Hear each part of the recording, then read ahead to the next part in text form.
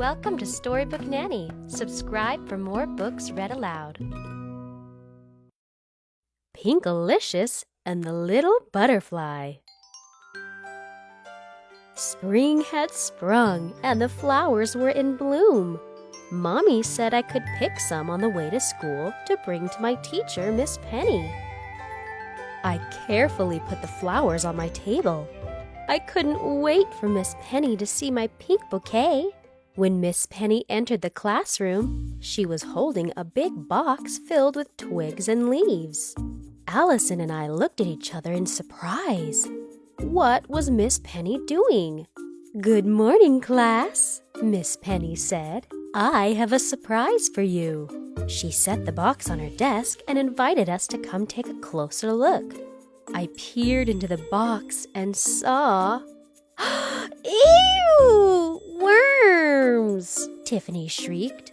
"Cool," Jack said. Miss Penny laughed. "They're not worms. They're caterpillars. One day soon, they will turn into beautiful monarch butterflies."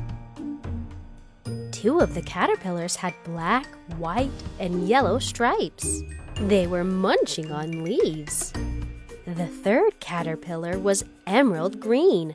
He scooted up and down the twig like a tiny race car. "How can something so small become a colorful butterfly?" I asked. "With the right food and love, they will," Miss Penny promised. "Would you like to hold a caterpillar?" I nodded and slipped my pinky into the box. The green one crawled onto my finger and wiggled around my palm. I had the perfect name for him. "His name is Wiggles," I said. "Hi, Wiggles," Allison said. "Welcome to our school." Miss Penny saw the flowers I had brought in earlier. "Did you know that caterpillars like to eat milkweed?" she said. "I brought them for you," I said. "Well, I think there's enough to share, don't you?" asked Miss Penny. I put some milkweed carefully into the caterpillar house. I wasn't sure, but I thought Wiggles was smiling. Over the next few weeks, I took extra special care of Wiggles and his friends. I brought them fresh milkweed every day. Allison helped me put it in the cage. Sometimes I would sing a song to Wiggles about an itsy-bitsy caterpillar climbing up a water spout. I even drew pictures of Wiggles in art class. I loved him.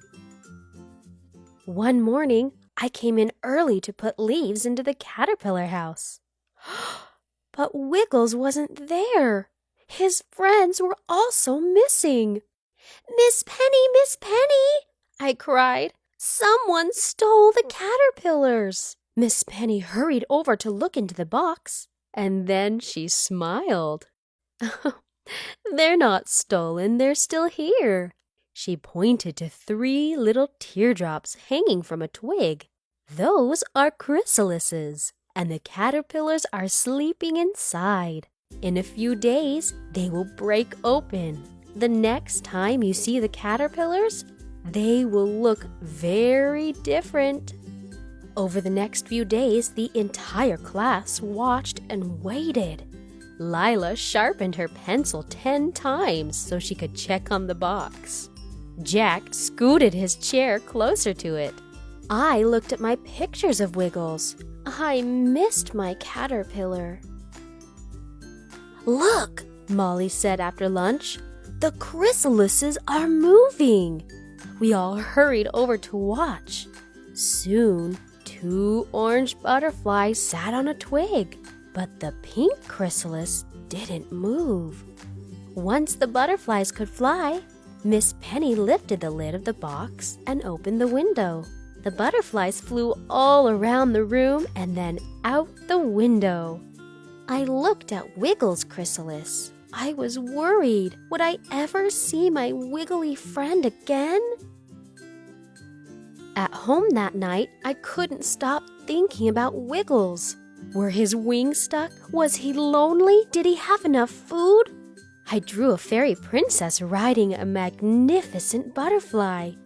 Maybe if I showed Wiggles my picture tomorrow, he would come out and fly. "What's wrong, Pinkalicious?" Daddy said as he entered my room that night. I told him about Wiggles, and he gave me a hug.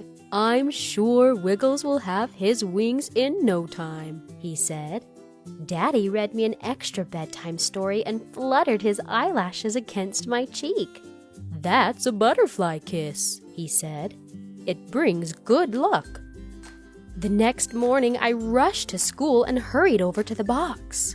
The last chrysalis had split open, but there wasn't an orange butterfly in the box. There was a pink butterfly. "Wiggles!" I gasped. Wiggles delicately flapped his pink-tastic wings. He gently fluttered from the twig to the flowers. "You can't be called Wiggles anymore," I said. "From now on, I'm going to call you Flutterby." When the bell rang for recess, Miss Penny carefully picked up the box and we went outside. "Pinkalicious, would you like to do the honors?" she asked. I came forward and gently lifted the lid. Flutterby gracefully flew out of the box. He swooped around me, then flitted onto my head before he soared upward, stretching his new wings. "Flutterby, my butterfly," I called out to my friend.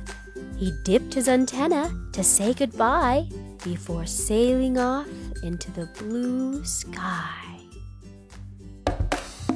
If you like these videos, support Storybook Nanny on Patreon.